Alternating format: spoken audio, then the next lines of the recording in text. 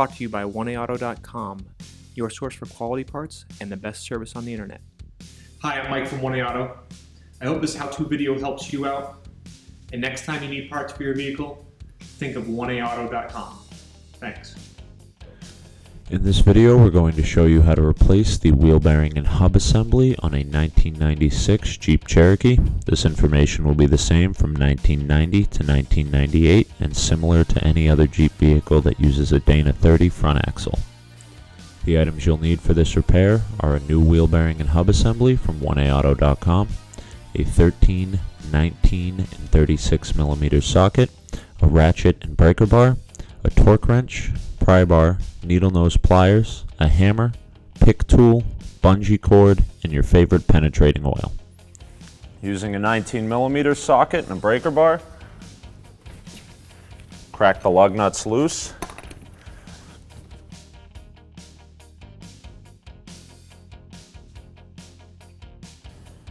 Straighten out the cotter pin with a pair of needle nose pliers.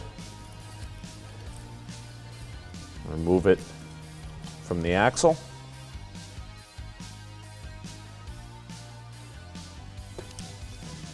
Remove the cap and washer from the axle nut. Using a 36 millimeter socket and breaker bar, break the axle nut loose. These are usually on pretty tight, so you may need to put some force behind it. Remove the axle nut from the end of the axle shaft. While we're using a lift to make it easier to show you, this job can also be done at home on a jack and jack stands. With the vehicle raised and supported, you can finish removing the rest of the lug nuts and the wheel.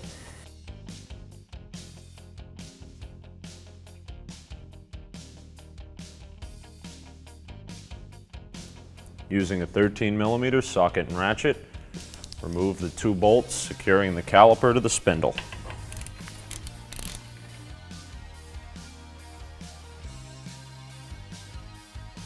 Remove the caliper and pads from the spindle. You may need a small pry bar or a large flat screwdriver to remove the caliper.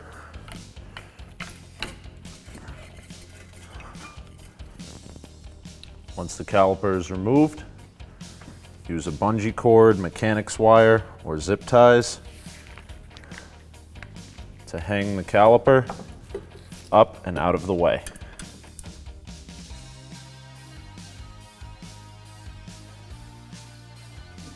Remove the rotor.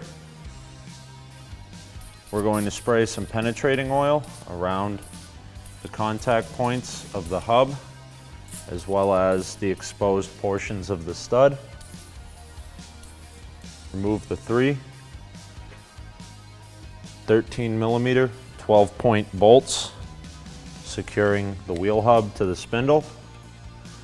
We're going to use a 12-point 13 millimeter socket, a breaker bar, and if you need to, you can use a pipe for a little extra leverage.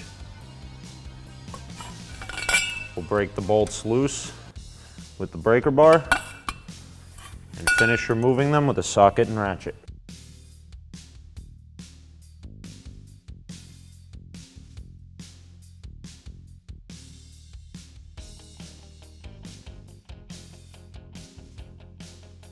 If you have a nut and washer as opposed to a flange nut on your axle, you can use a small pick to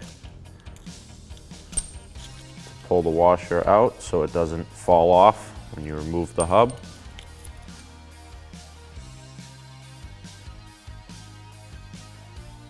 Tap the axle in to be sure that the splines are free of the hub. Then with a hammer, tap the hub out of the spindle.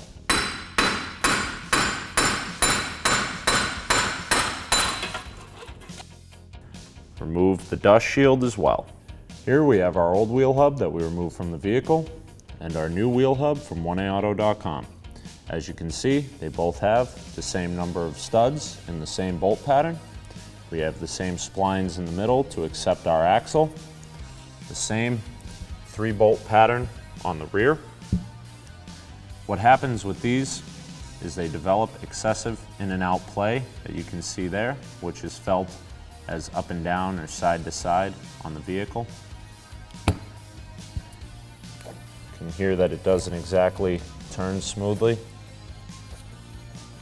It's got kind of a grinding, crunchy sound to it, whereas our new hub has 0 in and out play, rotates nice and smooth.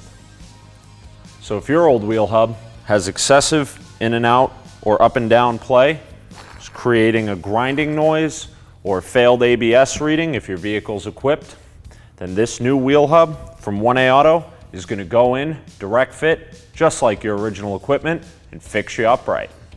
Reinstall the dust shield, line up the hub onto the splines, set it into place, and start your 3 12-point 13mm bolts.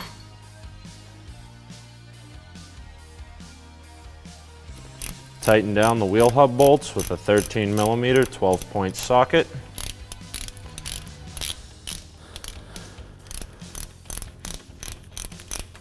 Be sure that the hub installs back into the spindle nice and straight.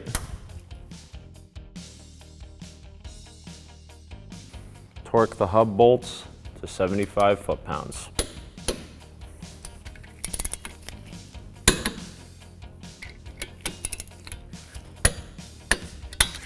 Reinstall your rotor onto the hub.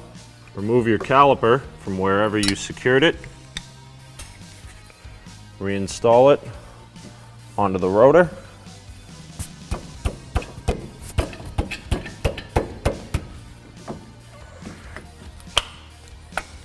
Reinstall the 2 13mm bolts. Secure your caliper to the spindle.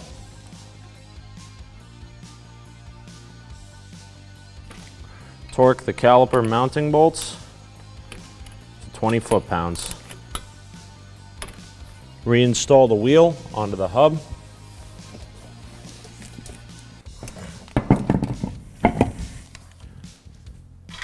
Start your lug nuts by hand.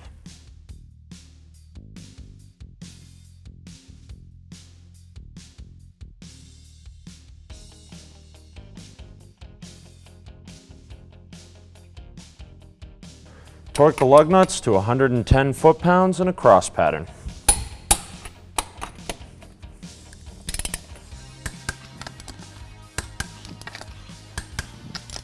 Using a 38mm socket and a torque wrench, torque your axle nut to 175 foot-pounds.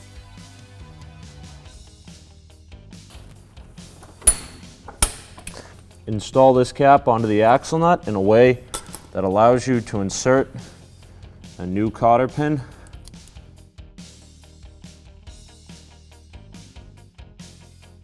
With a pair of needle nose pliers, bend both ears of the cotter pin to opposite sides of the nut.